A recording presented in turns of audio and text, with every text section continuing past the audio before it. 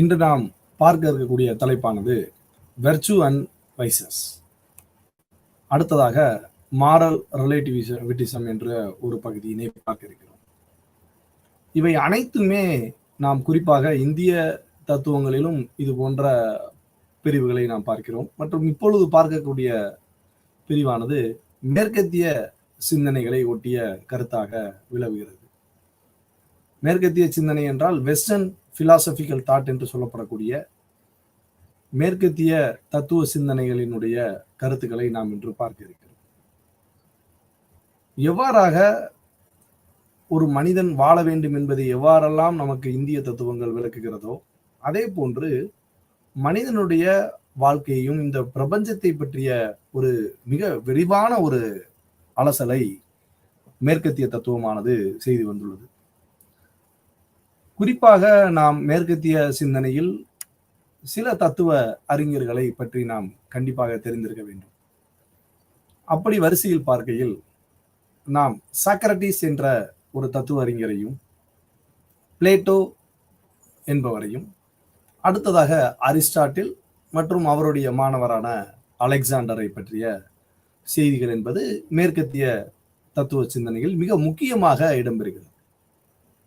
நிறைய அறிஞர்கள் இருக்கிறார்கள்.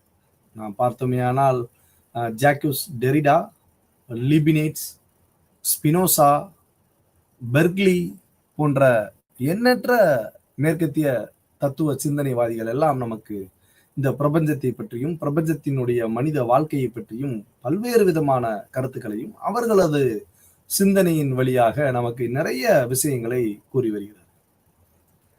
அப்படியெனில் இந்த மேற்கத்திய தத்துவத்தினுடைய ஒரு பார்வையாகவும் மேற்கத்திய சிந்தனைகளை மனிதர்களிடமும் அன்றைய சமூகத்தினிடமும் விளக்கமாக எடுத்துக்கூறியவராக நாம் தத்துவ அறிஞரை பார்த்தோமேயானால் அதற்கு முதலாவதாக நாம் சாக்ரட்டிஸ் என்பவரை தான் நாம் பார்க்க வேண்டும். அவருடைய வாழ்வு காலமானது 470 399 பிசி என்று சொல்கிறார்கள், பிஃபோர் கிறிஸ்ட் என்று சொல்லக்கூடிய வருடங்களில் அவருடைய வாழ்வானது இருந்துள்ளது. ஏறத்தாழ மேற்கத்திய சிந்தனைகளை நாம் பார்க்கிற பொழுது வெர்ச்சு அண்ட் வைஸ் என்று சொல்லப்படக்கூடிய இந்த பகுதியினை நாம் பார்ப்பதற்கு முன்னால் எவ்வாறு இந்த வெர்ச்சு என்பது மேற்கத்திய சிந்தனைகளில் கடைபிடிக்கப்பட்டுள்ளது என்பதை நாம் பார்க்க இருக்கிறோம். The term ethics is derived from the Greek word ethos meaning moral character or nature என்று சொல்கிறார்கள். அதாவது கிரேக்க வார்த்தைகளிலிருந்து பிறக்கப்பட்ட இந்த ஈத்தாஸ் என்ற வார்த்தைகள் மூலமாகத்தான் நமக்கு இந்த எத்திக்ஸ் என்ற பொருளானது வடிவமானது நமக்கு கிடைக்கப்பட்டுள்ளது. அவற்றை மாரல் கேரக்டர் ஆர் நேச்சர், அதாவது ஒழுக்கத்தை ஒப்பிட்டு, அதாவது மாரல் என்றால் ஒழுக்கம், அந்த ஒழுக்க சிந்தனை எவ்வாறு இருக்க வேண்டும் என்பதை பற்றிய மேற்கத்திய கருத்துக்கள் நிறைய நமக்கு விளக்குகின்றன. அப்படி நாம் பார்க்கையில் சாக்ரட்டிஸினுடைய உரையாடல்களை, குறிப்பாக வெர்ச்சு பற்றி சாக்ரட்டிஸ் மிக விரிவான ஒரு பார்வையை அவர் கூறியுள்ளார். அவருடைய இந்த வெர்ச்சு என்பது எவ்வாறு அறச்சிந்தனையாக, அறக்கோட்பாட்டாக, ஒழுக்கத்தினுடைய விளைவாக, நமக்கு ஒழுக்கத்தினுடைய தத்துவமாக எவ்வாறெல்லாம் கிடைக்கிறது, மனிதனுடைய சிந்தனைகளில் எது சரி என்றும் எது தவறு என்றும் நாம் எவ்வாறு அதை பிரித்து பார்க்க வேண்டும் என்பதையெல்லாம் நமக்கு இந்த மேற்கத்திய சிந்தனைகள் என்பது தெளிவாக விளக்குகிறது. அவற்றினுடைய அறச்சிந்தனைகளினுடைய 2 விதமான, எவை சரி என்றும் எது தவறான நடத்தையாக இருக்க முடியும் என்பதை பற்றியும் நமக்கு விரிவாக விளக்குகிறது. அப்ப இந்த வெர்ச்சு என்பதை முதலில் அந்த வார்த்தைக்கான அர்த்தத்தை நாம் தெரிந்து கொள்ள வேண்டும் என்றால், சரியான அர்த்தம் என்றால் அறம் சார்ந்த பொருள்களை அந்த வெர்ச்சு என்பது குறிக்கிறது. நமது அந்த பதிவுகளில் எவ்வாறு இந்த வெர்ச்சுவை நம்ம பல்வேறு வார்த்தைகளில் கூறுகிறோம். இப்ப வெர்ச்சுல நற்பண்புன்னு சொல்லலாம். தமிழ்ல அறம் சார்ந்த பண்புகள் எல்லாமே, நல்ல பண்புகள் எல்லாமே அறம் சார்ந்த பண்புகள்னு கூறுவோம் பொதுவா. அதனால எளிமையா நம்ம புரிஞ்சுக்கிறோம்னா நற்பண்புகள்னு சொல்லலாம், அறம் சார்ந்த பண்புகள்னு சொல்லலாம் இந்த வெர்ச்சு என்பதற்கு. இந்த வைஸ் என்று சொல்லப்படக்கூடிய அடுத்த வார்த்தைக்கு என்ன பொருள் என்று பார்த்தோமே ஆனால் தீமை, ராங். எப்படி நம்ம வெர்ச்சுவை சொல்றோமோ அதுக்கு அப்படியே டைரக்டா ஆப்போசிட் வேர்டு. அதுதான் இந்த வைஸ் என்று சொல்லப்படக்கூடிய வார்த்தை. அப்ப முதலாவதாக நமக்கு சொல்லப்படக்கூடிய இந்த வெர்ச்சு அண்ட் வைசஸ் என்பதை நாம் எதிலிருந்து எடுக்கிறோம் என்றால் ஒரு பொதுவான ஒரு அறச்சிந்தனையிலிருந்து, அறக்கோட்பாட்டிலிருந்து நாம் எடுக்கிறோம். அந்த அறக்கோட்பாட்டுக்கான ஒரு நெறியாகத்தான் நாம் எத்திக்ஸ் என்ற பிரிவினை நாம் பார்த்தோம் சென்ற வகுப்பில். எவ்வாறெல்லாம் அந்த அறக்கோட்பாடு இருக்க வேண்டும், அதை மாரல் எத்திக்ஸ் என்று அடுத்த ஒரு யூனிட்டாக நாம் பார்த்தோம். இப்பொழுது மூணாவது பகுதியாக இந்த வெர்ச்சூஸ் அண்ட் வைசஸ் என்று பார்ப்பதில் அவற்றில் சில விஷயங்களை நாம் விரிவாக பார்ப்பதற்கு நேரம் இல்லாத காரணத்தால், ஸோ அதனால இந்த வெர்ச்சு பார்க்கக்கூடிய சூழலில் அந்த எத்திக்ஸில் எவ்வாறெல்லாம் முதல் ஒரு அறிமுகமாக தெரிந்து கொண்டால் இந்த வெர்ச்சுவை நாம் எளிதாக புரிந்து கொள்ள முடியும் என்ற நோக்கத்தில் நாம் இதை கூறுகிறோம். அப்ப இந்த எத்திக்ஸினுடைய வடிவங்கள் அவை எவ்வாறெல்லாம் பரிணமிக்கிறது என்று நாம் பார்க்கிறோம். அப்ப அதை நார்மட்டிவ் எத்திக்ஸ் என்று கூறுகிறார். ஒரு அறத்தினுடைய ஒரு கோட்பாட்டினை எவ்வாறு ஒரு கோட்பாட்டு சிந்தனைகளை வகுக்க வேண்டும் என்பது பற்றிய ஒரு சிந்தனையாக அதை பார்க்கிறோம். இந்த மெட்டா எத்திக்ஸ் என்பது பியாண்ட், மெட்டா என்றால் தத்துவத்தை பொறுத்தவரையில் பியாண்ட் என்று பார்க்கிறோம். பியாண்ட் என்றால் நம்மளுடைய புலன் கடந்த அறிவியல் எவ்வாறு இருக்க வேண்டும் என்பது பற்றிய சிந்தனைகளை கூறுவது மெட்டா எத்திக்ஸ் என்று கூறுகிறோம். அடுத்ததாக அப்ளைட் எத்திக்ஸ் என்று கூறுகிறார்கள். இந்த அப்ளைட் எத்திக்ஸ் என்று கூறுகிறார்கள். ஏன் கூறுகிறார்கள் என்றால் அறச்சிந்தனையை எவ்வாறு நாம் செயல்படுத்த வேண்டும், எந்த இடங்களிலெல்லாம் நாம் அறச்சிந்தனையை செயல்படுத்த வேண்டும் என்பதை பற்றிய ஒரு பிரிவாக நாம் எத்திக்ஸை 3 விதமாக பிரிவாக பிரித்துக் கொள்ளலாம். அப்ப இந்த அறச்சிந்தனையின் மூலமாக நாம் என்ன தெரிஞ்சுக்கிறோம் அப்படின்னா ஒரு சரியான அறிவை நாம் பெறுகிறோம் என்பது இந்த மேற்கத்திய சிந்தனையினுடைய ஒரு தத்துவமாக விளக்கப்படுகிறது. நம்மளுடைய பாடத்திட்டத்திலும் அந்த மேற்கத்திய சிந்தனையினுடைய கருத்துக்களுடைய ஆசிரியர்களை பற்றியும் விரிவாக இந்த பகுதியில் நாம் பார்க்க இருக்கிறோம். அப்ப இந்த வெர்ச்சு இஸ் நாலேஜ் என்று கூறுகிறார். அறத்தினுடைய அந்த நற்பண்புகள் தான் சரியான நாலேஜாக, அறிவாக இருக்க முடியும், சரியான ஒரு அறிவாக இருக்க முடியும் என்பது மேற்கத்திய ஒரு கருத்தாக விளங்குகிறது. மேற்கத்திய சிந்தனை மட்டுமல்ல, இந்திய சிந்தனைகளும் இந்திய தத்துவ சிந்தனைகளும் அதே ஒரு சேர கருத்தை தான் அவைகளும் போதிக்கின்றன. அப்ப வெர்ச்சு இஸ் நாலேஜ் என்ற ஒன்றை முதலாவதாக நாம் பார்க்கிறோம். இரண்டாவதாக வெர்ச்சு கேன் பி டாட். இது தாட் கிடையாது. தாட்னா நம்மளுடைய எண்ணங்கள், சிந்தனைகள் என்று வந்துடும். THOUGHT. இது TAUGHT, அதாவது டாட் அப்படின்னு சொல்றோம். என்ன டாட் அப்படின்னா எதை கற்றுக்கொள்ளணும், படிக்கிறது.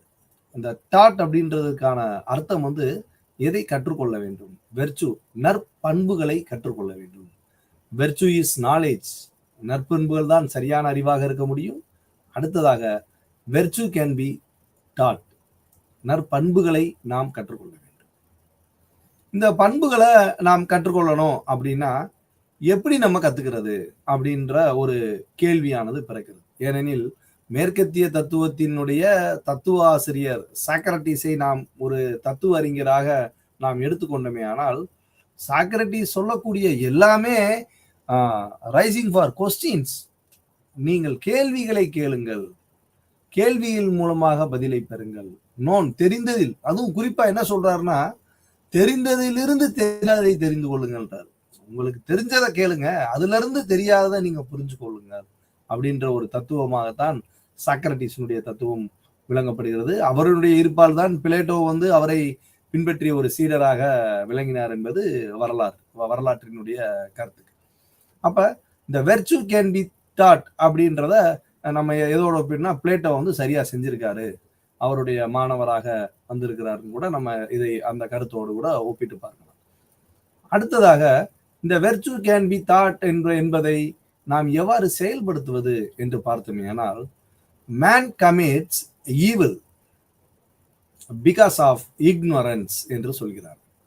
அதாவது மனிதன் தவறு செய்வது என்பது மனிதனுடைய அறியாமையில் என்று சொல்கிறார்.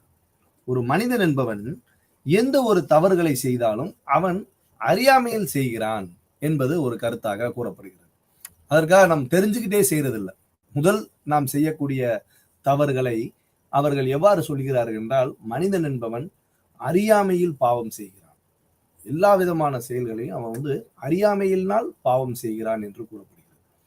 அப்ப இந்த அறியாமை நம்மகிட்ட ஏன் எப்படி இருக்கு அப்படின்னு பாத்தீங்கன்னா, இருள் அறியாமையை இக்னோரன்ஸை நீங்க இந்தியன் பிலாசபில பாத்தீங்கன்னா நிறைய வழக்கங்கள் இருக்கு. எப்படி மேற்கத்திய சிந்தனைகள் இருக்கிறதோ அது போல நாம் இதை ரெண்டு விதமா கம்பேர் பண்ணி கூட பார்க்கலாம். ஏன்னா நீங்க இது ஒரு பொதுவான சொல்லாடல், வார்த்தைக்கான சொல்லாடல். இதை நீங்க ரெண்டு விதமான வார்த்தைகளில் இருந்து கூட, நீங்க ரெண்டு விதமான கருத்துக்களில் இருந்து கூட இந்த ஒரு வார்த்தைக்கான பதிலை நீங்கள் எழுதலாம். அப்ப எவ்வாறு மனிதனுடைய அறியாமை என்பதை சைவம், நீங்க குறிப்பா நம்மளுடைய இந்து மதத்தினுடைய சைவ சித்தாந்தம் என்ற பிரிவு என்ன சொல்லுது அப்படின்னு நீங்க பாத்தீங்கன்னா, அந்த பதி பசு பாசம்னு சொல்றோம். பதி என்றால் இறைவன் என்றும், இந்த பசு பாசம் என்பது எப்படி ஆன்மா எப்படி பாவப்பட்டு கிடக்கு அப்படின்றதெல்லாம் சொல்லுவாங்க சைவ சித்தாந்தத்தில். அப்ப இந்த அறியாமை பாசம், சைவத்துல சொல்லப்படுகிற பாசம் நம்மளை கட்டி போட்டுருது அப்படின்னு சொல்லுவோம். அப்ப எப்படி இந்த ஆன்மா பாசத்துக்கு அடிமையாகி கிடக்குது அப்படின்ற மாதிரி மேற்கத்திய சிந்தனை என்ன சொல்றாங்கன்னா, மனிதனுடைய பாவச் செயல்கள் எல்லாமே அறியாமையால் செய்யப்படுகிறது அப்படின்னு சொல்றாங்க. இந்த அறியாமை எவ்வாறு நடக்குது, இந்த அறியாமையை நம்ம எப்படி விளக்கணும் அப்படின்றதுக்கு அவர்கள் அடுத்ததாக அவர்கள் கூறுகிறார்கள். என்ன சொல்றாங்கன்னு பாத்தீங்கன்னா, unexamined life is not worth living அப்படின்றாங்க. அதாவது இந்த unexamined life is not worth living அப்படின்னா இதுக்கு நம்ம என்ன சொல்லலாம் அப்படின்னா, எந்த ஒரு மனிதனுடைய வாழ்க்கையும் ஒரு பரிசோதனைக்கு உட்படுத்தப்படாத ஒரு வாழ்வானது ஒரு சரியான வாழ்வாக இருக்க முடியாது என கூறுகிறார். அதைத்தான் அவங்க சொல்றாங்க, unexamined life is not worth living அப்படின்னு. இப்ப நம்ம குறிப்பா பாடமே நம்ம படிச்சா கூட, ஒரு டிகிரியே சேர்ந்தா கூட, நாம அந்த டிகிரியில சொல்லப்படக்கூடிய தரப்படக்கூடிய பாடங்களை எல்லாம் நம்ம படிச்சிட்டோம்னா நமக்கு டிகிரி கிடைக்கிறது இல்லை. நீங்க இப்போ ஒரு பாடத்துல சேர்ந்திருக்கீங்க, இந்த பிரிவுக்கான படிப்பு இந்த வருஷம் முடிச்சோடனே நீங்க டைரக்டா போய் டிகிரி வாங்க முடியாது.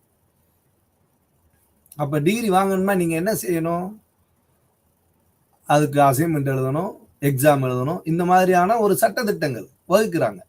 அப்ப இந்த சட்டத்திட்டங்கள் மாதிரி மனிதனுடைய வாழ்க்கை முறையும் இருக்கணும் அப்படின்றதுக்கு தான் அவங்க என்ன சொல்றாங்கன்னா, unexamined life is not worth living. ஒவ்வொரு மனிதனும் தன்னை சுய பரிசோதனை செய்து கொள்ள வேண்டும் அப்படின்னு சொல்றாங்க. அதான் அந்த வார்த்தைக்கான பொருளாக நாம் கருத வேண்டும். எப்படி நான் ஒரு பாடத்தை படிச்சு தேர்வு எழுதி அதுல பாஸ் பண்ணதுக்கு அப்புறம் நம்மளுக்கு டிகிரி கிடைக்குதோ, அது போன்று ஒரு மனிதன் என்பவன் எவ்வாறெல்லாம் நற்பண்புடன் எதையெல்லாம் பின்பற்ற வேண்டும், அறச்சிந்தனைகளை பின்பற்ற வேண்டும், அந்த அறத்தை எவ்வாறு நாம் கற்றுக்கொள்ள வேண்டும் என்பதையெல்லாம் நாம் முதலில் செய்வதற்கு கடினமாகத்தான் இருக்கும். அப்ப அந்த கடினம் என்பதுதான் அந்த அறியாமையினுடைய பகுதி. அந்த கடினத்தை தான் நாம் விளக்க வேண்டும். அந்த அறியாமையை விளக்கிவிட்டால் நமக்கு மிக எளிமையாக நம்மளது வாழ்வானது புரிந்துவிடும். இந்த உலகத்தை பற்றியும், இந்த உலகத்தை பற்றியும், அதாவது பிரபஞ்சம் என்று சொல்லப்படக்கூடிய தத்துவ வார்த்தை உபயோகிக்கக்கூடிய விதமாக இருந்தாலும் சரி. அப்ப இந்த சோதனை ஒவ்வொரு மனிதனுக்கான சுய பரிசோதனை என்பது மிக முக்கியமான ஒன்றாக இந்த வெர்ச்சுவில் பார்க்கப்படுகிறது. அப்ப அதைத்தான் அவங்க சொல்றாங்க இந்த வரிகள். அடுத்ததாக கடைசியா சொல்லப்படக்கூடிய வெர்ச்சு இஸ் ஒன். இது பாடத்தில் சொல்லப்பட்டதல்ல, பாடத்தினுடைய கருத்தில் இருந்து நாம் எளிமையாக இந்த நற்பண்பை எவ்வாறெல்லாம் நாம் புரிந்து கொள்ள முடியும் என்பதற்காக எழுதப்பட்ட ஒரு சில வரிகள், 4 வரிகள். எவ்வாறெல்லாம் நம்ம இதை செய்யணும். இதே கருத்தை தான் சாக்ரட்டிஸும் வலியுறுத்துவார். ஒவ்வொரு மனிதனும் தன்னை சுய பரிசோதனை செய்து கொள்ள வேண்டும். அப்பொழுதுதான் நம்ம யாருன்றது நம்மளுக்கு தெரியும். எப்படி நம்ம தத்துவத்தில் ரமண மகரிஷி ஹூ ஆமை, நான் யார் என்று கேட்டதுக்கு பிறகுதான் அவர் ஒரு மகான் ஆனார் என்றெல்லாம் நம்ம வரலாறுல பாக்குறோம். அது மாதிரி எல்லா கருத்துக்களுமே அந்த சுய பரிசோதனை என்று செய்யப்படக்கூடிய அந்த ஒரு சொல்லாடலை மிக நுட்பமாக பயன்படுத்தி வருகின்றன. அவை இந்த நூற்றாண்டுகள் மட்டுமல்ல, எத்தனையோ நூற்றாண்டுகளுக்கு முன்னராக இந்த கிரேக்க சிந்தனை என்பது மிக பழமையான ஒரு சிந்தனை. அப்ப இந்த வெஸ்டர்ன் பிலாசபி என்று சொல்லப்படக்கூடிய மேற்கத்திய சிந்தனை கருத்துக்கள், இந்த பிஃபோர் கிறிஸ்ட் என்று சொல்லப்படக்கூடிய கிறிஸ்து பிறப்பிற்கு முன்னால் உருவாக்கப்பட்ட இந்த தத்துவங்கள் எல்லாமே நீங்க பாத்தீங்கன்னா ரொம்ப மிக ஒவ்வொரு கருத்துக்களுமே இந்த பிரபஞ்சத்தை பற்றியும் மிக நுட்பமாக அறிவியலை பற்றியும் மிக விரிவாக ஒரு தத்துவ கண்ணோட்டத்தை பெற்றுள்ளது என்பதை நாம் பார்க்க முடியும். அப்ப இந்த நற்பண்புகள் குறித்த ஒரு ஒட்டுமொத்தமான கருத்துக்களை அந்த மாரல் வேல்யூஸ் என்று சொல்லப்படக்கூடிய அந்த ஒழுக்க சிந்தனையின் மூலமாக எவ்வாறு கிடைக்கப்பெறுகிறது என்பதுதான் இந்த வெர்ச்சு இந்த பகுதியினுடைய அர்த்தமாக இருக்கிறது. அப்ப virtue is knowledge, virtue can be taught, man commits evil because of ignorance, unexamined life is not worth living, virtue is one என்று கூறுகிறார்கள் என்றால் எவ்வாறு நமக்கு இந்த அறிவானது கிடைக்கும் அப்படின்றத நம்ம பார்க்கணும். அப்ப நம்மளுடைய இந்த வெர்ச்சு எவ்வாறு இந்த வெர்ச்சு என்று சொல்லப்படக்கூடிய இந்த நற்பண்பு சிந்தனைகள் எப்படி பிஹேன், நம்ம இதை முன்னாடி பார்த்தோம் பார்த்தீங்களா, சிந்தனைகளில் உள்ள சொல்லாடைத்தான் இதை எழுதியிருக்கணும். Virtue ethics began with Socrates and was subsequently developed further by Plato, Aristotle. நம்ம முன்னால் பார்த்ததை டெக்ஸ்டா இங்க போட்டிருக்கோம், வேற ஒன்றும் இதுல இல்லை. அடுத்ததாக நாம் பார்க்கக்கூடிய பகுதி என்பது ஒவ்வொரு கருத்துக்களை எவ்வாறெல்லாம் வெர்ச்சுவை சொல்லப்படுகிறது என்பதை நாம் பார்க்கிறோம். அடுத்து கரேஜ் என்று சொல்லப்படக்கூடிய வீரம். The courage is the first virtue because it makes all other virtues possible அப்படின்னு அரிஸ்டாட்டிலுடைய கோட்டாக நாம் பார்க்கிறோம். அரிஸ்டாட்டிலுடைய ஒரு தத்துவ கோட்பாட்டில் மிக முக்கியமானதாக அவர் என்ன கூறுறார் அப்படின்னா, courage is the first virtue because it makes all other virtues possible. நமக்கு வீரம், துணிவு என்று சொல்லப்படக்கூடிய இந்த இரண்டு விதமான சொல்லாடல்களும் அதை நாம் மனத்தில் நிறுத்தி செயல்படுத்தினோமே ஆனால் அதுதான் இந்த முதல் அறச்சிந்தனையாக, முதல் நற்பண்பாக இருக்கும் என அரிஸ்டாட்டில் கூறுகிறார். மேலும் அவர் என்ன சொல்றாருன்னா, இந்த அற பண்புல இருந்து நம்ம எல்லாத்தையுமே நம்மளால பெற முடியும். இந்த கரேஜ் என்பதுதான் ரொம்ப முக்கியம். அதை நாம் பெற்றுவிட்டோமே ஆனால், நம் மனதில் நிறுத்தி விட்டோமே ஆனால், அதுதான் முதல் அறச்சிந்தனை கருத்தா இருக்க முடியும். அந்த அறச்சிந்தனை கருத்து நம்மளிடம் வந்துருச்சுன்னா எல்லா விதமான வெர்ச்சூஸும், அனைத்து விதமான நற்பண்புகளும் நமக்கு எளிதாக கிடைத்துவிடும் என்பதுதான் அரிஸ்டாட்டிலுடைய கோட்பாடாக இருக்கிறது.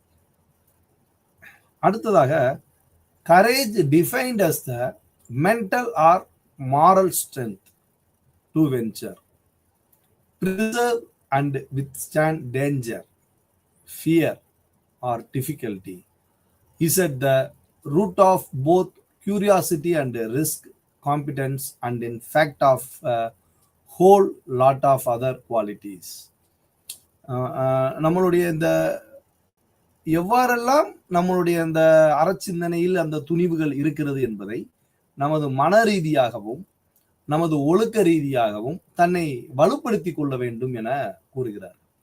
ஏனெனில் நாம் பொதுவாக பார்த்தோமே ஆனாலும் பாடத்தில் என்ன வருகிறது என்பதை பற்றியும் சில கருத்துக்களை பார்த்தால்தான் நம்மளால் ஒப்பிட்டு எழுத முடியும் மாணவர்கள். ஆனால் அந்த பாட சிந்தனைகளையும் நாம் இங்கு பார்க்க வேண்டிய ஒரு கட்டாயம் என்பது இருக்கிறது.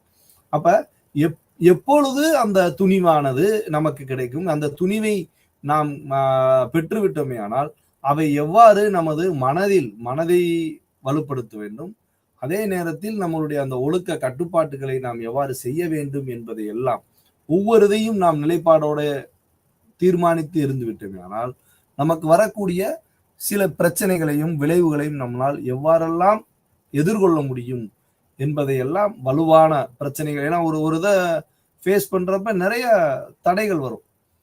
ஒரு பக்கம் நம்ம எந்த ஒரு செயலையும் நாம் ஆரம்பிக்கிற பொழுது அந்த செயலுக்கு எதிர்வினை ஆற்றக்கூடிய நபர்களும் சரி, எதிர்வினை ஆற்றக்கூடிய செயல்களும் அனைத்து இடங்களிலுமே இருக்கும்.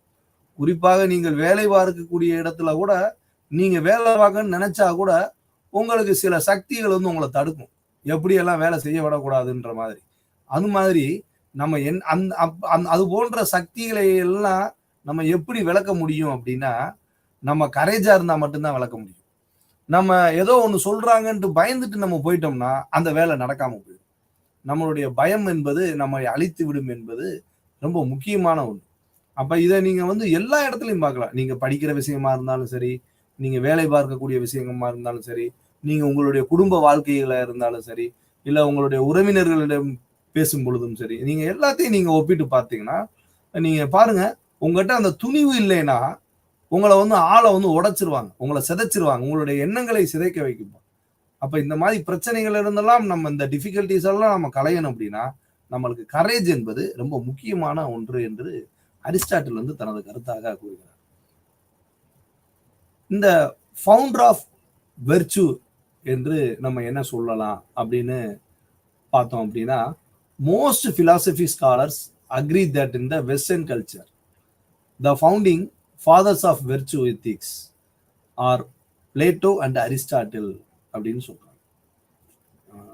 சாக்ரட்டிஸ் ஒரு தத்துவ அறிஞராகவும் வெர்ச்சுவை பத்தி எவ்வாறெல்லாம் மனிதன் வாழ வேண்டும், எந்த ஒரு பொருளாக இருந்தாலும் அதை பற்றி தெரிந்து கொள்வதற்கு கேள்விகள் என்பது மிக முக்கியம், கேள்விகள் கேட்டுக்கொண்டே இருக்க வேண்டும் என்று சாக்ரட்டிஸுடைய வாதங்கள் இருந்தாலும் கூட அந்த வாதத்தின் விளைவாக அவரை பின்பற்றிய சீடர்மார்கள் என்று சொல்லப்படக்கூடிய சிஷியர்கள், அவர் சாக்ரட்டிஸுக்கு அடுத்ததாக உள்ள பிளேட்டோவானாலும் சரி, பிளேட்டோவின் சீடரான அரிஸ்டாட்டில்னாலும் சரி, எப்படி எல்லாம் இந்த வெர்ச்சுவினுடைய தன்மைகளை பற்றி மிக விரிவாக விவரித்துள்ளார்கள். அதனால் அவர்களை பொதுவாக மேற்கத்திய சிந்தனையில் இந்த கலாச்சாரத்தினுடைய பின்பற்றுதலாக அவர்கள் இருவரையும் இந்த வெர்ச்சுவினுடைய ஒரு அடித்தளத்தை அமைத்தவர்களாக அவர்களை கருதுகிறார்கள். அப்ப அது ஈஸ்டர்ன் கல்ச்சரா இருந்தாலும் சரி, வெஸ்டர்ன் கல்ச்சரா இருந்தாலும் சரி, எப்படியெல்லாம் அந்த நம்மளுடைய தத்துவ சிந்தனைகளை வெளிப்படுத்த வேண்டும் என்பதை எல்லாம் பிளேட்டோவும் அரிஸ்டாட்டிலும் மிக நுண்ணிப்பாக அவர்களுடைய சிந்தனை கருத்தானது இருந்துள்ளது. அதே சமயத்தில் நாம் பின்னர் இருக்கக்கூடிய அதே சம காலகட்டத்தில் இருந்த அறிஞர்களையும் நாம் பார்க்க வேண்டிய ஒரு சூழல் உள்ளது. அப்ப இந்த நம்மளுடைய கிழக்கத்திய சிந்தனை, மேற்கத்திய சிந்தனை, கிழக்கத்திய சிந்தனையில் எவ்வாறு கிழக்கத்திய கலாச்சாரத்தில் உள்ள வெர்ச்சு எத்திக்ஸ் அப்படின்னு நம்ம பார்த்தோமே, ஆனா மென்சியஸ் அண்ட் கன்ஃபியூசியஸ் என்று சொல்கிறோம். கன்ஃபியூசியஸ் என்ற ஒரு அறிஞர், இந்த கன்ஃபியூசியஸ் இந்த கிழக்கத்திய கலாச்சாரத்தினுடைய இந்த நற்பண்புகளுக்கான சிந்தனைகளை, அறச்சிந்தனைகளை அவர்களுக்கான ஒரு தனிப்பாணியில் வகுத்து வருகிறார். அப்ப Aristotle and Plato were ancient Greek philosophers. இவங்க ரெண்டு பேருமே ஒரு பழமையான ஒரு கிரேக்க தத்துவர்களாக நாம் பிளேட்டோவையும் அரிஸ்டாட்டிலையும் பார்க்க வேண்டிய ஒரு சூழல். அதே நேரத்தில் அனைத்து இடங்களிலுமே தத்துவ அறிஞர்கள் அவர்களுக்கு தகுந்த ஒரு சிந்தனைகளையும் அவர்களுக்கு தோன்றிய கருத்துக்களையும் வெளிப்படுத்துகிறார். அதனாலதான் அவங்க இந்த கிழக்கத்திய சிந்தனைகள் வரும்போது கன்ஃபியூசியஸை அவங்க அவருடைய கருத்துக்களாகவும் நம்ம பார்க்கக்கூடிய ஒரு சூழல் உள்ளது. அப்ப இந்த Aristotle ideas regarding virtue are based upon human characteristics. நீங்க நல்லா பார்க்கணும். Aristotle's ideas regarding virtue are based upon human characteristics. இந்த மனிதனுடைய வகைப்பாடுகளில், இந்த மனிதனுடைய சிந்தனைகளிலும் அவனுடைய எப்படியெல்லாம் அவனுடைய கருத்து அது முரண்பாடுகளாக இருந்தாலும் சரி, அல்லது ஒரு பொருளிலுடைய ஈடுபாடுகளாக இருந்தாலும் சரி, அவை ஒரு பொதுத்தன்மையாக விளங்க வேண்டும். எல்லாத்தையும் ஒரு அதாவது என்ன சொல்றது, இஸ் பொதுத்தன்மை, யூனிவர்சல் ரிலேஷன் சொல்லுவோம். ஒரு யூனிவர்சல் ரிலேஷனாக அனைத்து விதமான ஹியூமன் பீயிங் ஒரே சிந்தனையுடைய ஒரே அந்த வெர்ச்சுவை கொண்டிருக்க வேண்டும்.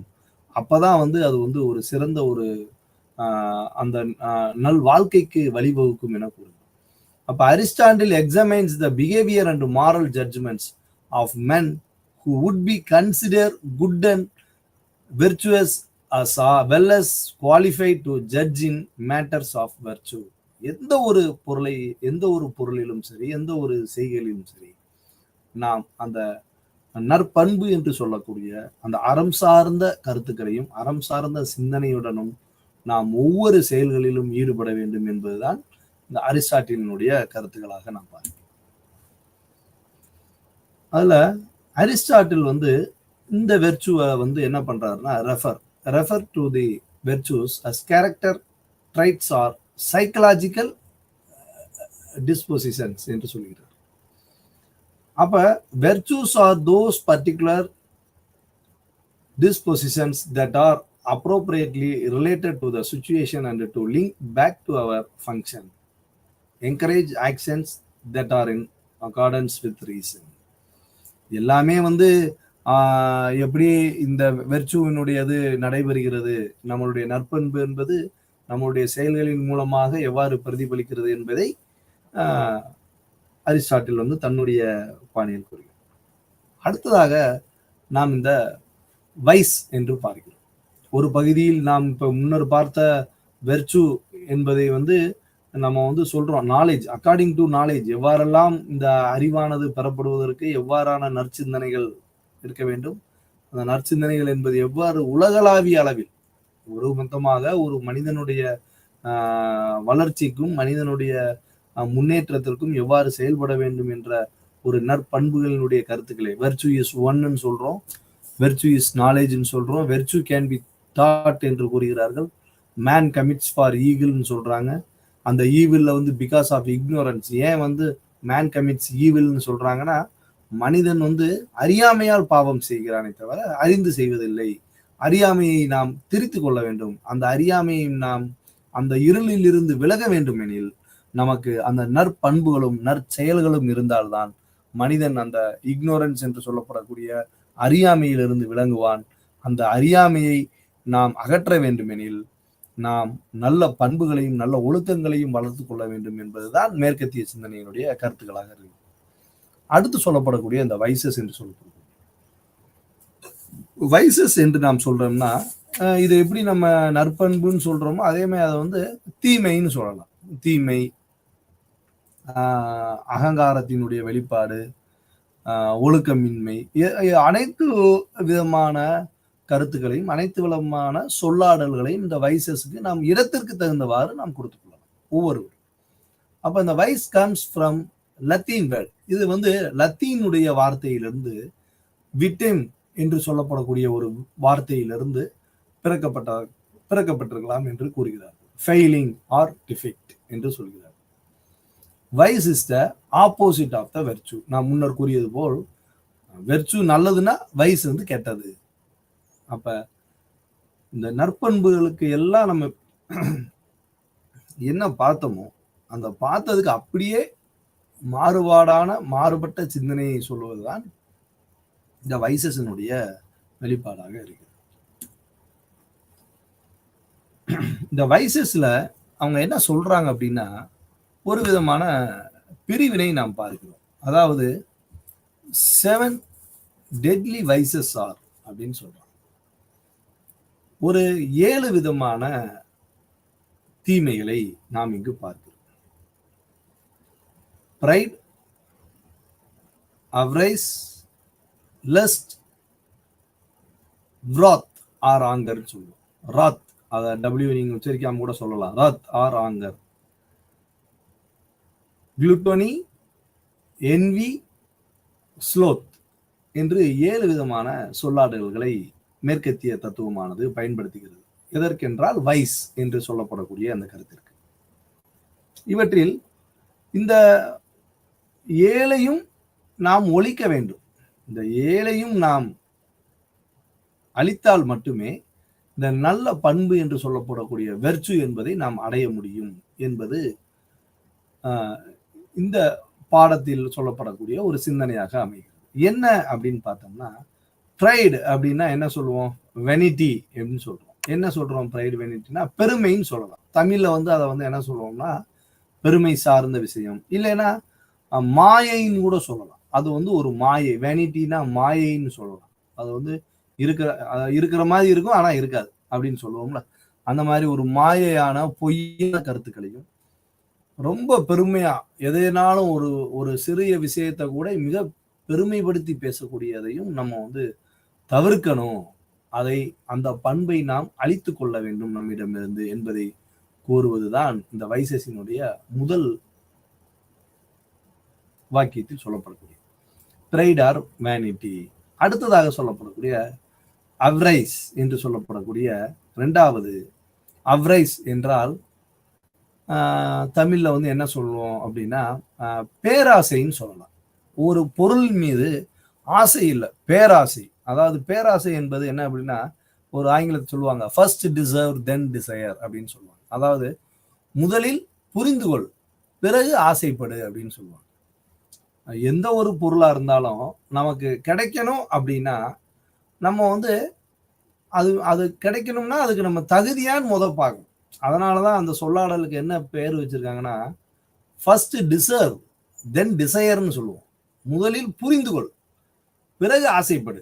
எதுனாலும் புரிஞ்சுக்கோ. உனக்கு இந்த ஒரு நம்ம வந்து இன்னைக்கு நம்ம ஒரு நம்ம இப்ப இருக்கக்கூடிய நேச்சரான எக்ஸாம்பிளே வச்சுக்கலாம். இப்ப பாடம் படிக்கக்கூடிய அனைவருமே பாஸ் பண்ணணும் அப்படின்னா என்ன செய்யணும், அனௌன்ஸ் பண்ணோன்னே எக்ஸாமுக்கு ஃபீஸ் கட்டணும் ஏன்னா இப்ப கூட எக்ஸாம் டைம் வந்துருச்சு.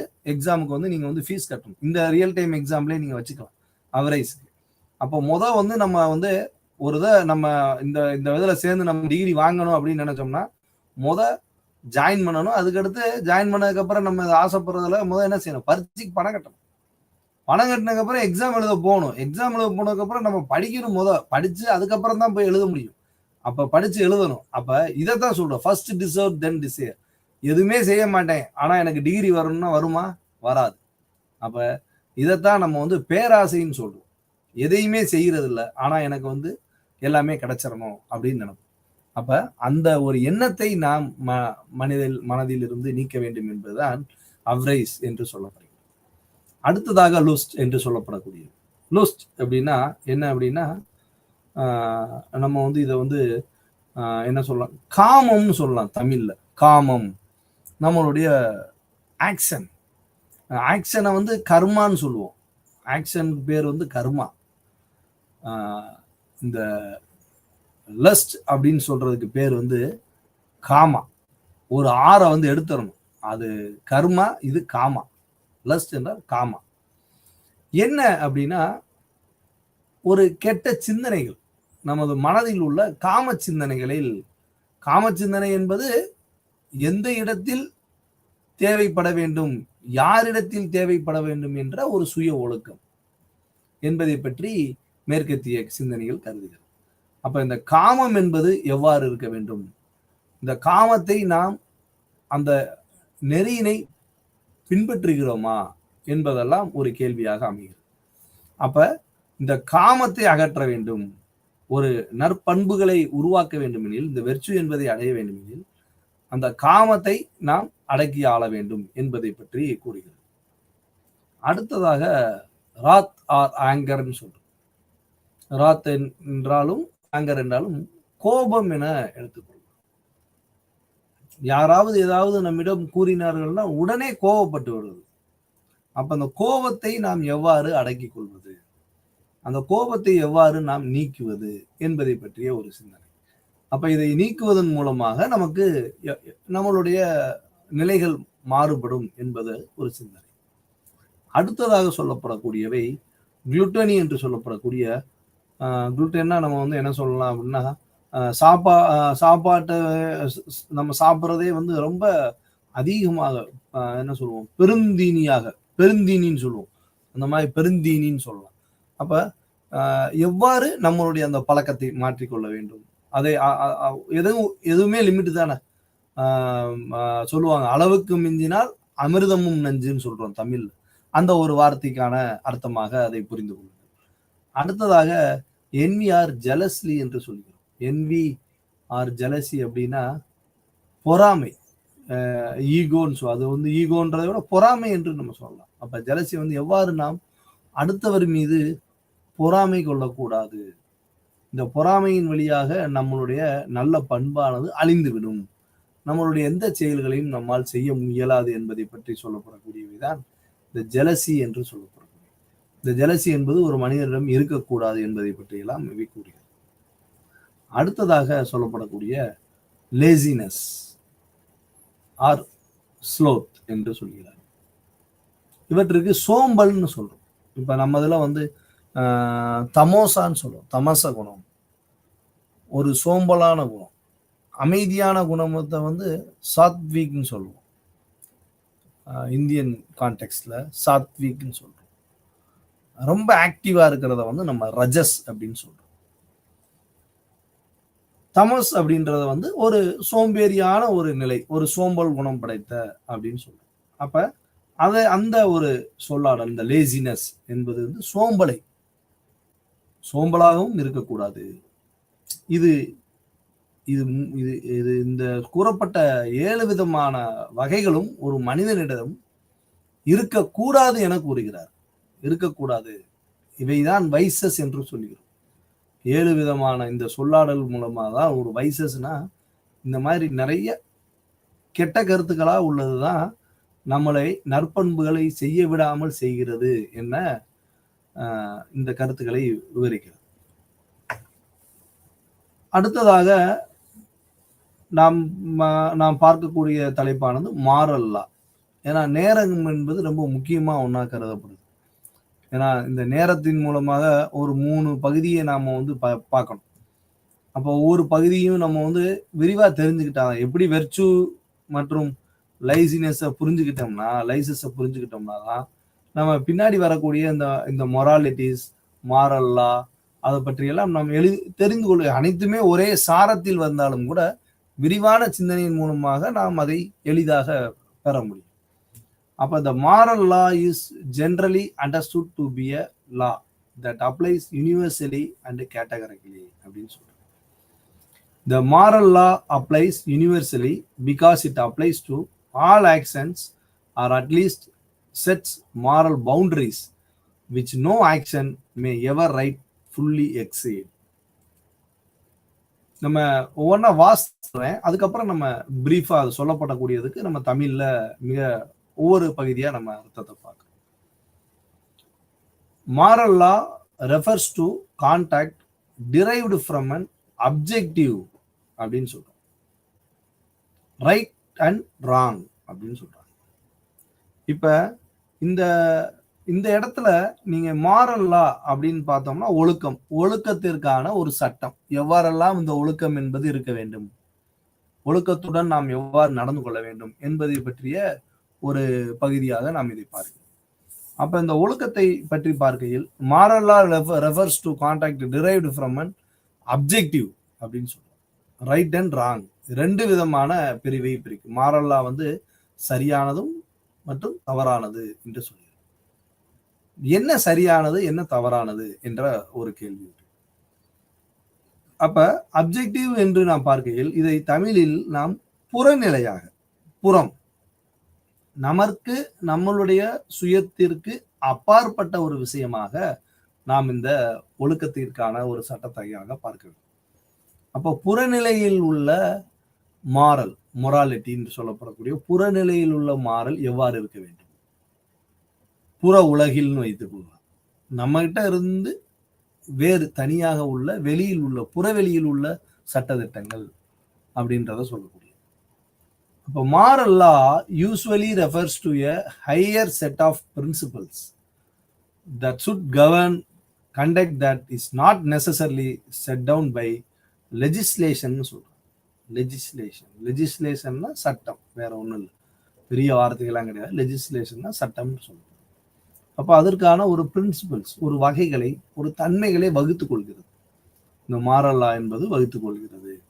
அப்ப இந்த instead moral law appeals typically to a theory of natural law or set of religious law like canon law அப்படின்னு சொல்றாங்க.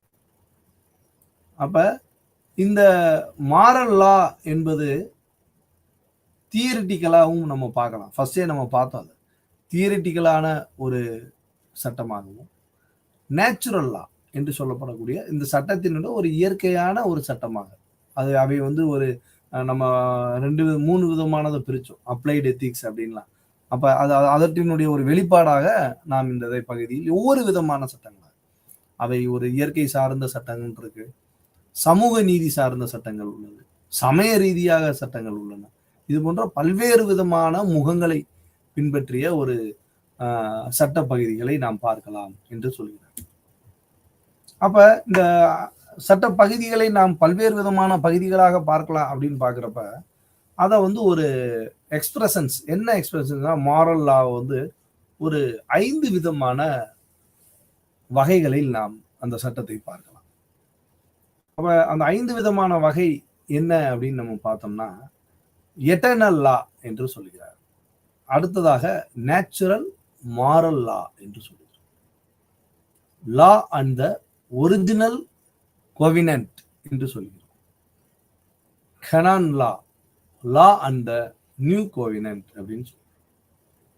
இப்ப இந்த 5 விதமான வகைகளிலுடைய சட்ட வகைகள் என்று சொல்கிறோம்.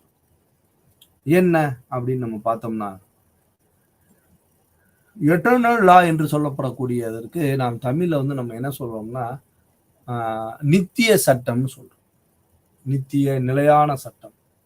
நம்ம எப்படி அரசியலமைப்பு சட்டத்துல எப்படி அம்பேத்கர் நமக்கு இந்திய சட்டத்தில வந்து உருவாக்கி இருக்காரோ, சட்ட கருத்துக்களை உருவாக்கி இருக்கிறாரோ, அது போன்ற ஒரு நிலையான ஒரு சட்ட கருத்துக்களை பெறப்பட்டு அந்த சட்ட கருத்துக்களின் மூலமாக நாம் நடந்து கொள்வோம்.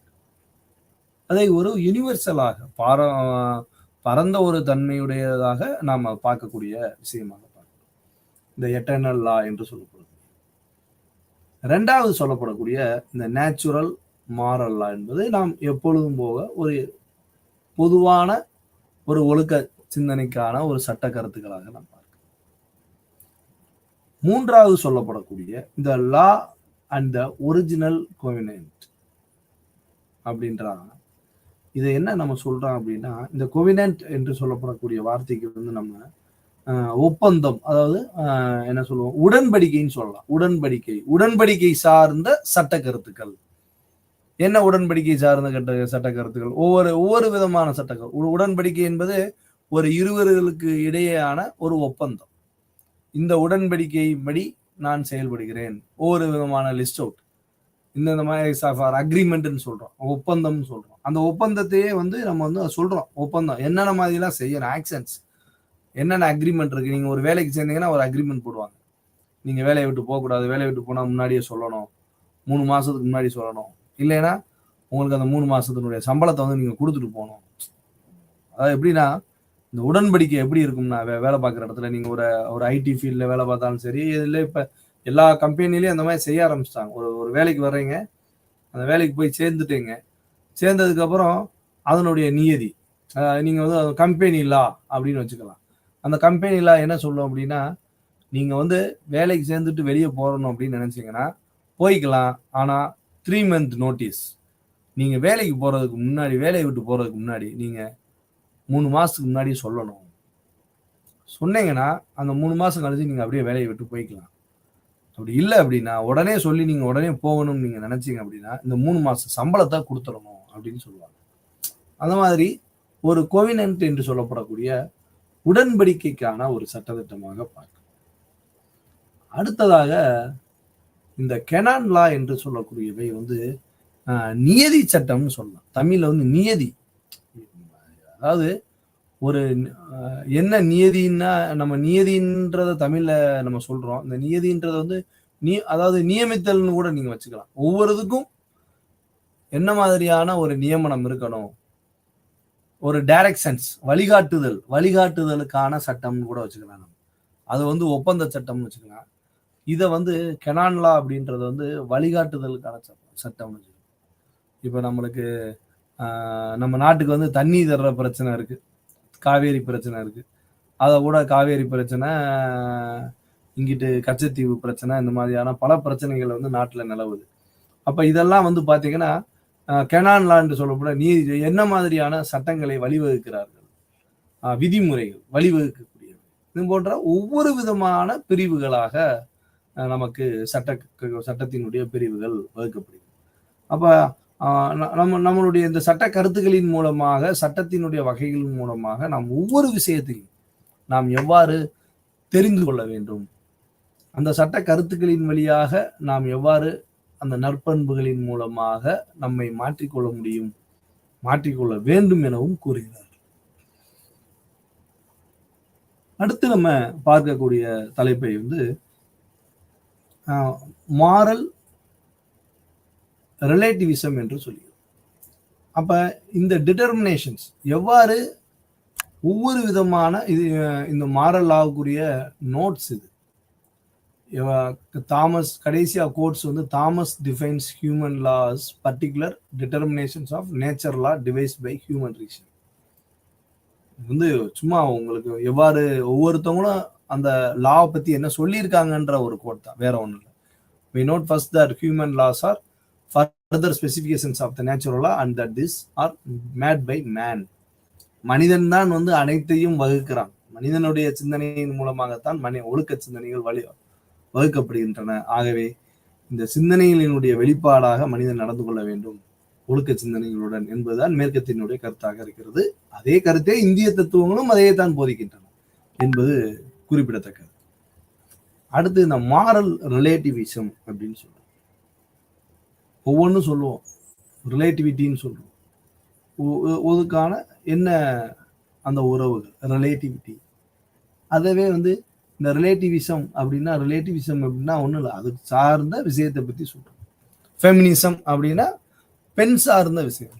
இன்று கூட உலக மகளிர் தினம்னு சொல்றோம். அப்போ வந்து ஃபெமினிசம் அப்படின்னு சொல்றோம். அது மாதிரி ரிலேட்டிவிசம் அப்படின்னா மாரல் ஒழுக்கத்தை சார்ந்த கருத்துக்களை கூறக்கூடியவை மாரல் ரிலேட்டிவிசம் என்று சொல்கிறோம். வேற ஒன்றும் புதிதாக இல்லை. அப்போ moral relativism is the idea that there is no universal or absolute set of moral principles.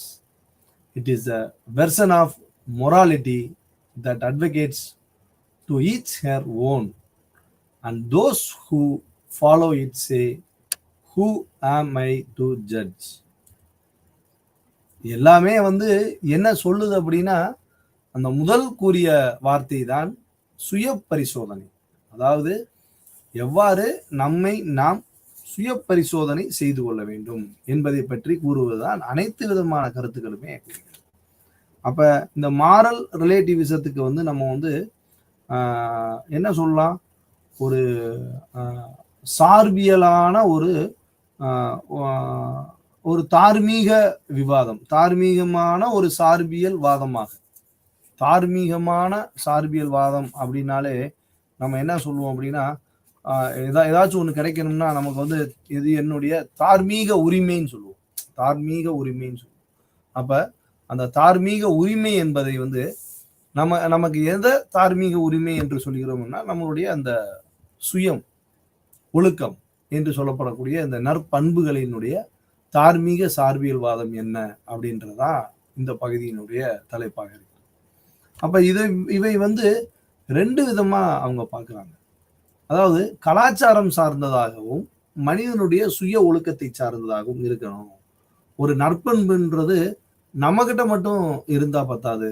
அதே சமயத்துல அந்த நற்பண்பானது சமூகத்திலையும் சமூக மக்களிடமும் சமூகத்தை சார்ந்த புறவெளிகளிலும் நாம் அதை வழிவகுக்க வேண்டும். அப்பொழுதுதான் இந்த நோக்கமானது, இந்த வெர்ச்சுனாலும் சரி, இந்த மொராலிட்டினாலும் சரி, இந்த உலகத்தில் பிரபஞ்சத்தில் நிலைத்திருக்கும் என்பது அவருடைய கருத்து. அதை அவங்க வந்து இரண்டு விதமான வகைகளாக பிரிக்கிறார். ப்ராக்டிக்கல் மாரல் ரிலேட்டிவிசத்தை அவங்க சொல்றாங்க இண்டிவிஜுவல் அண்ட் கல்ச்சுரல் அப்படின்னு சொல்றாங்க. கலாச்சாரம் சார்ந்ததாகவும் தனி மனித கருத்து சார்ந்ததாகவும் இருக்கிறது. அப்ப இந்த இண்டிவிஜுவல் மாரல் ரிலேட்டிவிசம் என்பது is idea that values vary from person to person and each person has their own valid set of morals அப்படின்னு சொல்றாங்க. ஒவ்வொரு தனி மனிதனுக்கும் ஒவ்வொரு விதமான சிந்தனைகள் உண்டு. எனக்கு சரின்பட்டது உங்களுக்கு சரின்படாது, உங்களுக்கு சரின்பட்டது எனக்கு சரின்படாது. அப்ப இந்த மாதிரியான சிந்தனை கருத்துக்களை நம்ம அகற்றணும். அப்ப அகற்றணும் அப்படின்னா அந்த அந்த நட்பண்புக்கான சிந்தனை என்பது ஒரு யூனிவர்சலா இருக்கணும். அந்த யூனிவர்சலான ஒரு சிந்தனைகள் இருக்கும் பொழுதுதான் நம்மால் புரிந்து செயல்பட முடியும். அப்ப மனிதனிடையே வேறுபடக்கூடிய இந்த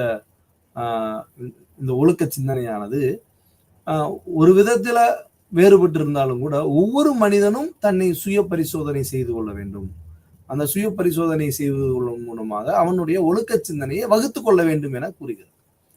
அப்ப ஒவ்வொரு மனிதனும் இந்த ஒழுக்க சிந்தனையுடன் வாழ்வதற்கு என்ன அடுத்ததாக என்ன சொல்றாங்கன்னா, there is no concept of correct moral principles, everything is based on what an individual desires.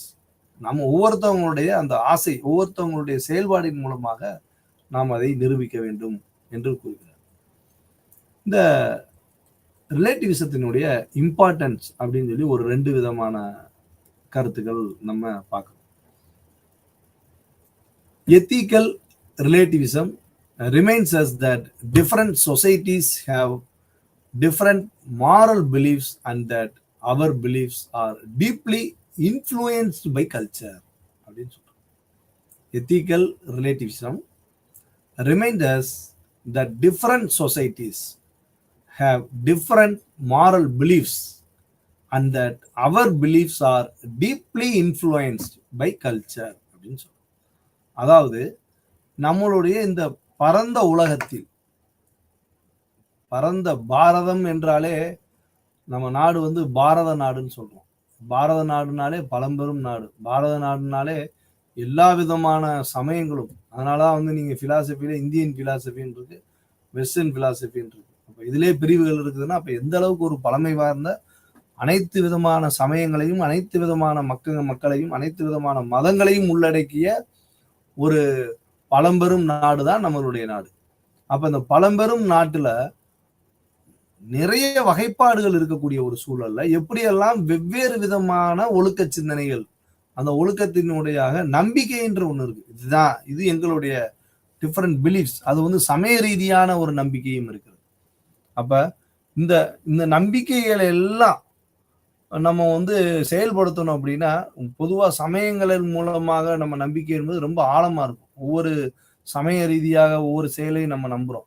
இப்ப இந்துக்கள்ல வந்து சாமி ஆடுறாங்க, அதெல்லாம் சில பேர் பொய்யின்றுவாங்க. இந்த மாதிரி சமயத்தினுடைய நம்பிக்கைகள், இது போன்ற ஒவ்வொரு விதமான ஒரு கருத்து வேறுபாடுகள் எல்லாத்துட்டையும் இருக்கலாம். அப்ப அந்த நம்பிக்கை என்பது எப்படியெல்லாம் வந்து கலாச்சாரத்துல உள்ள வருது அப்படின்றது ரொம்ப முக்கியமா பார்க்கப்பட வேண்டிய ஒன்றாக நாம் இந்த ரிலேட்டிவிசத்துல பார்க்கிறோம். மாறல் ஒழுக்க சிந்தனை என்பது எவ்வாறு அந்த சமயங்களுடன் ஒத்து போவதும், சமயங்களை மையமாக வைத்து நாம் அந்த சிந்தனைகளை எல்லாம் வலுப்படுத்தி அதன் மூலமாக செயல்படுத்த வேண்டும் என்று நினைப்பதும் என்ற ஒரு விஷயத்தை நம்ம பார்க்கிறோம். அடுத்ததாக encourages us to explore the reasons underlying beliefs that differ from our own, while challenging us to examine our reason for the beliefs and values we hold அப்படின்னு சொல்றாங்க. மொத்தமா நம்ம முன்னாடி பார்த்த எல்லா விதமானதுக்குமே அவங்க வந்து அதாவது இந்த ஊக்குவித்தல்ன்றது ரொம்ப முக்கியம். எல்லாமே வந்து நம்மளுடைய எல்லா விதமான விஷயங்களா இருந்தால் நம்பிக்கைகள் மூலமாக வரக்கூடிய அனைத்து விதமான அந்த நல்ல ஒழுக்கங்களையும் இன்று வந்து நாம வந்து ஊக்குவித்தோமே ஆனால் இந்த உலகமானது மிக கட்டுப்பாட்டுடனும் சீராகவும் இருக்க முடியும் என்பதுதான் கருத்து. அப்ப ஏன் இந்த சமூகமானது இன்றைக்கு வந்து எந்த விதமான ஒரு சுய ஒழுக்கமின்றி தரிகிட்டு கிடக்கிறது என்று பார்த்தோமே ஆனால் இந்த லைசஸ் என்று சொல்லப்படக்கூடியவையைத்தான் இன்று வந்து இந்த உலகமானது கடைபிடிக்கிறது போன்று நமக்கு தோன்றுகிறது. இந்த லைசஸ் என்பதை நாம் அகற்ற வேண்டும். அப்ப லைசஸை வந்து நம்ம அகற்றணும் அப்படின்னா எப்படியெல்லாம் நமக்கு இந்த ஒழுக்க சிந்தனையும் அறநெறி சிந்தனையும் கிடைக்கிறது என்பதை பார்க்கையில் நாம் எதையெல்லாம் செய்யக்கூடாது என்ற ஒரு கட்டுப்பாட்டினை மேற்கத்திய தத்துவமானது நமக்கு மிக தெளிவாக விளக்குகிறது. அப்ப எதெல்லாம் நாம் மனதில் வைத்துக் கொள்ளக்கூடாது, எதையெல்லாம் நாம் விளக்க வேண்டும் என்று நாம் பார்த்தோம் என்றால் அதை இறுதியாக நாம் ஞாபகப்படுத்திக் கொண்டோமே ஆனால் முதலாவதாக சொல்லப்படக்கூடிய பெருமை என்று சொல்லப்படக்கூடிய, அதாவது வெனிட்டி, மாயைன்னு சொல்லலாம், இல்லை பெருமை, அதை வந்து நம்மிடையே நீக்க வேண்டும். இரண்டாவதாக என்ன பார்த்தோம்? அவ்ரீஸ் என்று சொல்லப்படக்கூடிய பேராசையை நாம் நீக்க வேண்டும். அடுத்ததாக மூன்றாவதாக நாம் பார்த்தது லஸ்ட், காமம் என்பதை நாம் எவ்வாறெல்லாம் அந்த காமத்தை நாம் ஆட்கொள்ள வேண்டும், அந்த காமத்தை எவ்வாறு நாம் கட்டுப்படுத்த வேண்டும், எந்த இடத்தில் நம்மளுடைய காம சிந்தனையை கட்டுப்படுத்த வேண்டும் என்ற ஒரு விதிமுறைகளை எல்லாம் நமக்குள்ளே வகுத்து கொள்ள வேண்டும். அப்படின்னாதான் நம்மளை ஒரு நல்ல ஒரு மனிதனாக நினைக்க முடியும். ஏன் மனிதன்னு சொல்றோம்? மனிதன் ஏன் சொல்றோம் அப்படின்னா, அந்த பண்பு தான் நம்மளை மாத்துது. விலங்கினமும் மனிதனும் உயிரினம் தான். இப்ப விலங்கையும் உயிரினம் தான் சொல்றோம், மனுஷனையும் உயிரினம் தான் சொல்றோம். அப்ப விலங்குக்கும் மனிதனுக்கும் என்ன வேறுபாடு அப்படின்னு நம்ம பார்க்கிறப்ப ரொம்ப ரேஷனலான ஒரு விஷயமாக பார்க்கப்படுது. நீங்க இந்த வேறுபாடுகளை பார்க்கிறப்ப நம்ம அரிஸ்டாட்டில சொல்லிதான். ஏன்னா இந்த லாஜிக் அண்ட் சுவாலஜி, விலங்கியலினுடைய தந்தை யார் அப்படின்னு பாத்தீங்கன்னா, த ஃபாதர் ஆஃப் சுவாலஜி யாருன்னு பாத்தீங்கன்னா அரிஸ்டாட்டில் தான். நமக்கு கிட்டத்தட்ட எத்தனையோ வருடங்களுக்கு முன்னாகவே லாஜிக் தர்க்கத்தையும் விலங்கியலையும் கூறினவர் அரிஸ்டாட்டில். அப்ப ஃபாதர் ஆஃப் சுவாலஜி யாருன்னு பார்த்தா அரிஸ்டாட்டில். முந்திலாம் பிசிக்ஸ், மேக்ஸ், கெமிஸ்ட்ரி அப்படின்லாம் பாட பிரிவினை கிடையாது. தத்துவ உரையாடல்கள் மூலமாகவும் நிறைய கருத்துக்களை தெரிந்து கொள்வதற்காக 10 வருடம் 15 வருடம்லாம் ஒவ்வொரு அகாடமியில படிக்கிறாங்க அன்றைய அறிஞர்கள்லாம். ஏன் அப்படின்னு பாத்தீங்கன்னா, எல்லாத்தையும் பத்தியும் பேசுறாங்க. அந்த காலகட்டத்துல பிதாகரஸ் தனியா கணக்கை பார்த்துட்டாரு, இல்லாட்டினா அதை பத்தியும் பேசியிருப்பாரு அரிஸ்டாட்டில். அப்ப அந்த லாஜிக், அவருடைய லாஜிக் என்பதெல்லாம் ரொம்ப இன்றைய அளவிலும் அது பொருந்து பார்க்கக்கூடிய ஒரு லாஜிக்காக இருக்குது. அப்ப ஃபாதர் ஆஃப் லாஜிக் என்று பார்த்தோம்னால் அதை நாம் அரிஸ்டாட்டில் என்று சொல்லுகிறோம். அதே போல் சுவாலஜிக்கும் அரிஸ்டாட்டில் தான் தந்தை என்று கூற வேண்டும். அப்ப எப்படி நம்மளுடைய சிந்தனைகளை வகுத்து கொள்ள வேண்டும் என்பதை பற்றிய ஒரு உரையாடல். அடுத்ததாக கோபம், அடுத்து பெருந்தீனி என்று சொல்லப்படக்கூடியவை, அடுத்து பொறாமை, அடுத்து சோம்பல். இந்த 7 விதமான கருத்துக்களை எல்லாம் நாம் நீக்கிவிட்டால் மனிதன் என்பவன் இந்த வெர்ச்சு என்று சொல்லப்படக்கூடிய நற்பண்பு அல்லது அறம் சார்ந்த ஒரு திடமான ஒரு மனிதனாக வாழ முடியும் என்பதுதான் மேற்கத்திய சிந்தனையினுடைய கருத்தாக இருக்கிறது. அதனால்தான் அவர்கள் virtue is one, virtue can be taught, man commits evil because of ignorance என்று சொல்கிறார்கள். ஏனெனில் மனிதனுடைய ஒவ்வொரு பேராசையும் தான் அவனை அழிவிற்கு இட்டு செல்கிறது என கூறிவிட்டு, அடுத்ததாக unexamined life is not worth living என்று கூறுகிறார்கள். அதாவது வாழ்வில் ஒவ்வொரு மனிதனும் தன்னை சுய பரிசோதனை செய்து கொள்ள வேண்டும். சுய பரிசோதனை செய்து கொள்வதன் மூலமாக மனிதன் வாழ்வில் வெற்றி பெற முடியும் என்று, இந்த மொராலிட்டி என்று சொல்லப்படக்கூடிய விஷயமாக இருந்தாலும் சரி, வெர்ச்சு நற்பண்புடன் திகழ முடியும் என கூறுகிறது மேற்கத்திய சிந்தனையின் மூலமாக. நன்றி.